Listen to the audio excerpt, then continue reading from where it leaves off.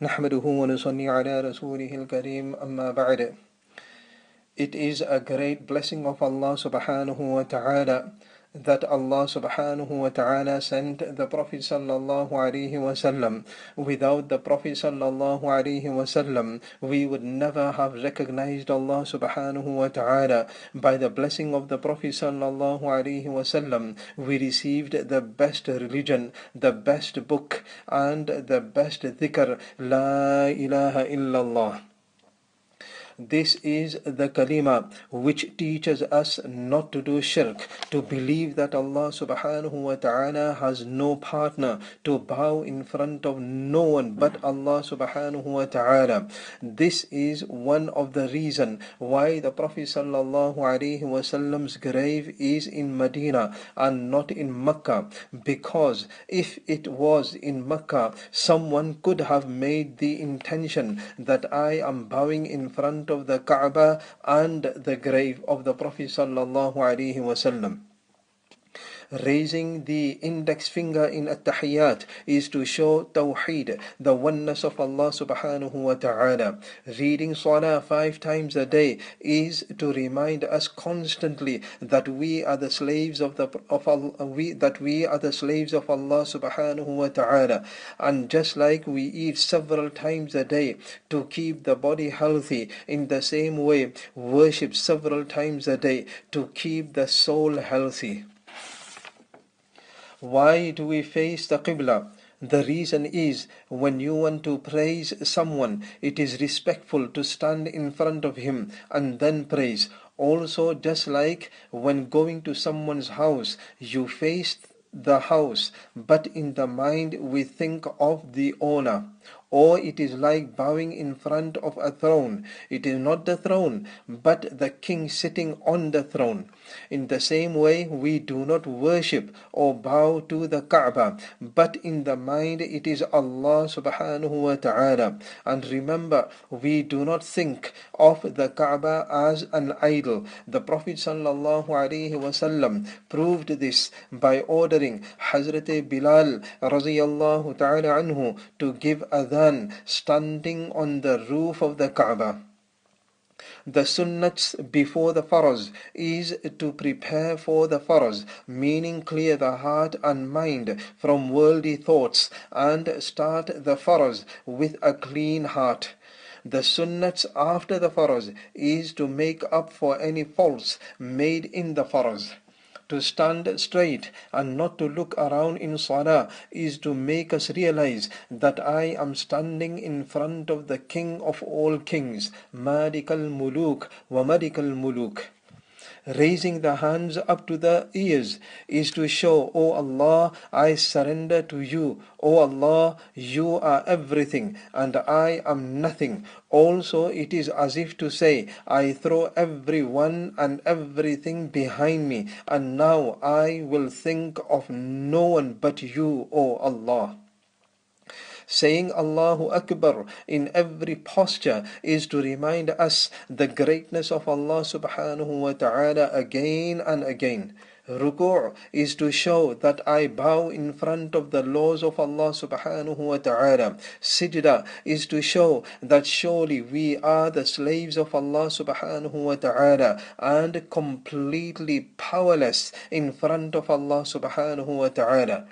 In every rak'ah, we perform 2 sijdas. The first one reminds us that you were made from soil. The second one reminds us that you will have to return to soil. Reading thana is in place of doing salam to Allah subhanahu wa ta'ala. We are told not to read salah at sunset, sunrise, and zawal, because the sun worshippers prostrate at that time, and so we are told not to do sijda so that we do not copy them. Touching or kissing the black stone, Hajar-e-Aswad, does not mean we worship it. If touching and kissing was worship, then every mother worships her child. It is only to show love. Zakah is to teach us not to be stingy and to help those in need. Rosa, Saum, fasting is to create piety, meaning the awareness that my Allah is watching me wherever I may be, and makes us realize and have feelings for those who are starving. Why do we perform Janazah Salah? When a lot of people gather and intercede for someone, usually it is accepted. This is exactly what we do by performing Janazah Salah. The Imam stands parallel to the chest of the deceased because the heart is the main part of the body.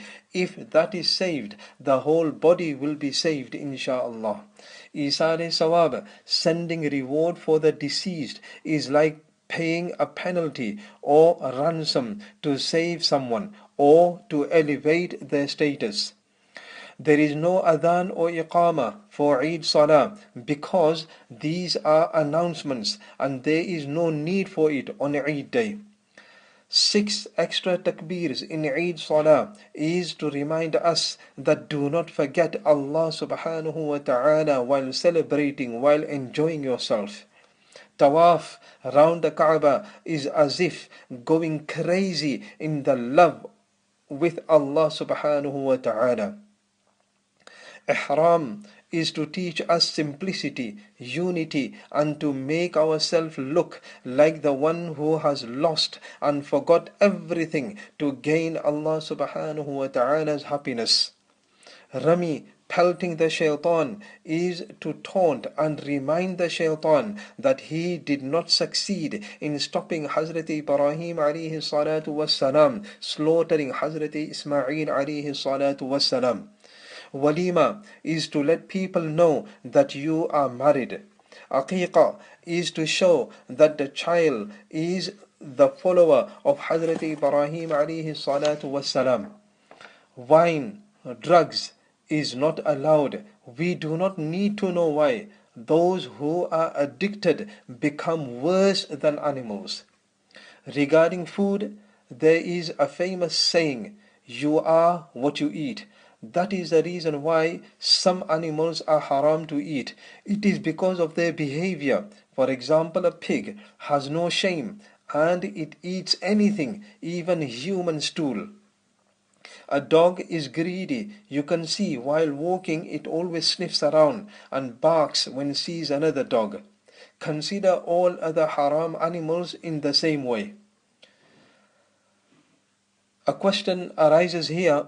Why did Allah subhanahu wa ta'ala create haram things?